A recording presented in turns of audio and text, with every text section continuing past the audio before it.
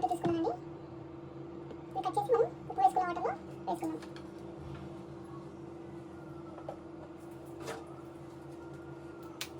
వీటిని మనం ఇలా 4 పార్ట్స్ కట్ చేసుకోవాలి. చూస్తున్నారు కదండి,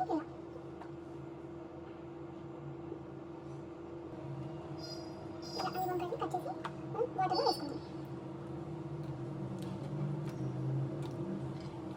ఇది కాసేపు పక్కన పెట్టేద్దాం.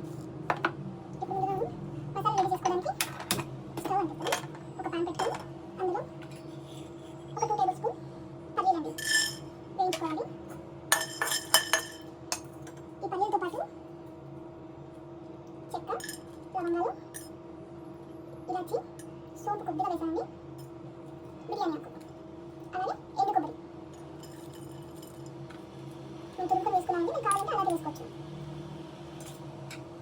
గసగసాలు ఒక స్పూన్ నానబెట్టుకున్నాను. మీకు కావాలంటే వేయించుకొని కూడా మిక్సీ పట్టుకోవచ్చు.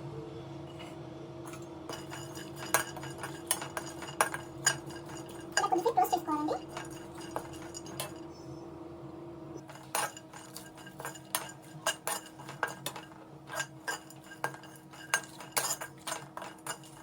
కొద్దిగా కలర్ చేంజ్ అయ్యేంత వరకు వేయించుకోవాలి, మరీ ఎక్కువ వేయించుకోవాలి.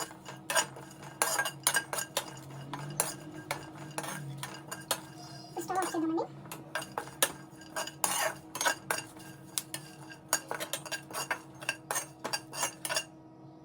పూర్తిగా చల్లారిపోయాయండి. ఇప్పుడు మిక్సీలో తీసుకొని అందులో ట్రాన్స్ఫర్ చేసుకున్నాం.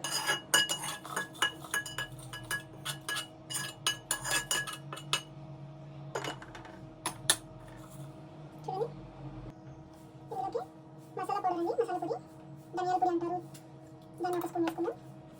కారం పొడి, కొద్దిగా పసుపు, వీటిని గ్రైండ్ చేసుకోవాలి. ఇందులోకి మనం తెల్లగడ్డలు, ముందుగా నానబెట్టుకున్న గసగసాలండి, ఒక పెద్ద సైజ్ టమాటా,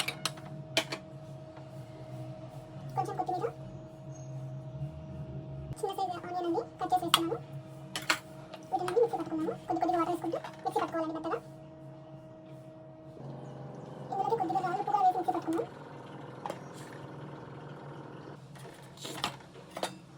చూడండి, ఇలా మెత్తగా పేస్ట్ చేసుకోవాలి. ఇప్పుడు నానబెట్టుకున్న వంకాయలు ఉన్నాయి కదండి, వాటి మధ్యలో ఈ పేస్ట్ అనేది పెట్టుకోవాలి. చూడండి,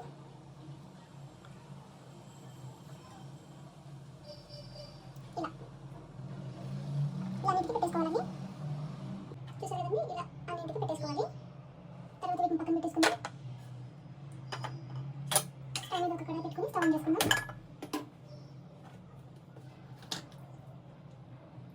ఆయిల్ వేసుకున్నామండి. చూసారు కదా, ఆయిల్ ఒక 3 నుంచి 4 స్పూన్లు ఉంటుంది. ఈ నూనె వంకాయ చారుకు కొద్దిగా నూనె ఎక్కువ పడుతుందండి. మా సైడ్ అయితే నూనె వంకాయ చారు అంటామండి, కొంతమంది గుత్తి వంకాయ కూర కూడా అంటారు.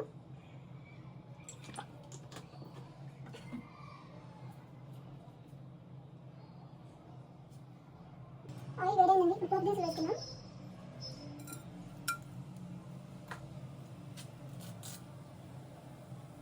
పచ్చి కరివేపాకు వేసుకోవాలి. కట్ చేసుకున్న ఆనియన్స్,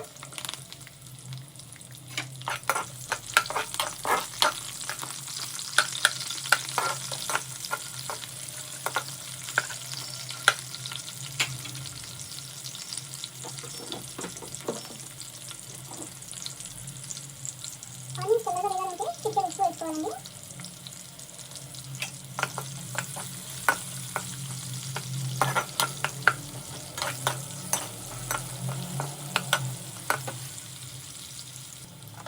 ఇప్పుడు వంకాయలు వేసుకున్నాం.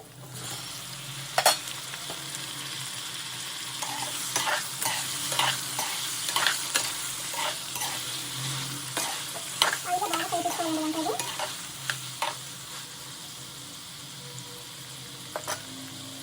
మీడియం ఫ్లేమ్ పెట్టుకొని కొద్దిసేపు మగ్గనివ్వాలి.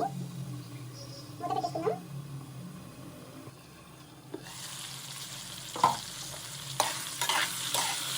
ఇలా మధ్య మధ్య కలుపుకుంటూ ఉండాలి, లేదంటే అడుగంటుతుంది.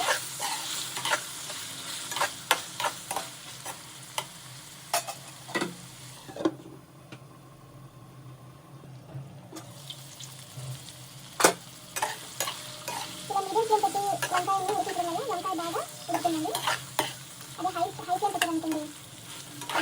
ఉండవు, గట్టిగా ఉంటాయి. ఇలా ఉడికించడం వల్ల మసాలా కూడా వంకాయ ముక్కకు బాగా పట్టుకుంటుంది.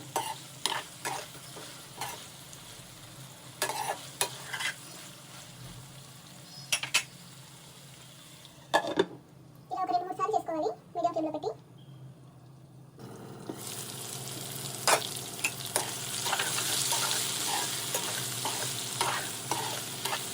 ఇప్పుడు మిగిలిన పేస్ట్ మొత్తాన్ని వేసుకున్నాం మసాలా కోసం.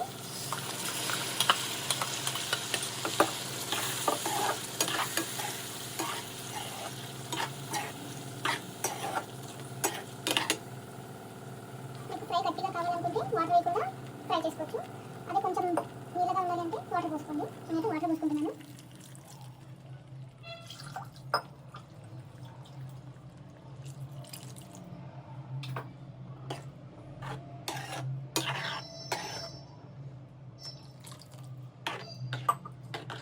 టేస్ట్ చూసుకోండి ఉప్పు కారం అయిందా లేదా అనేది.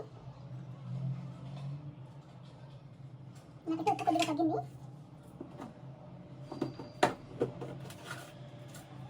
కొద్దిగా ఉప్పు యాడ్ చేస్తున్నాను.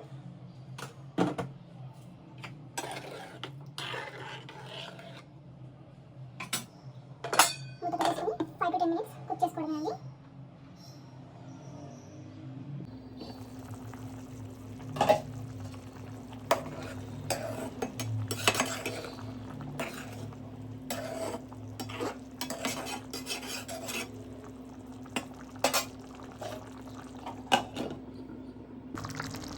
చూసారు కదండి, గుత్తి వంకాయ కూడా రెడీ అయిపోయింది.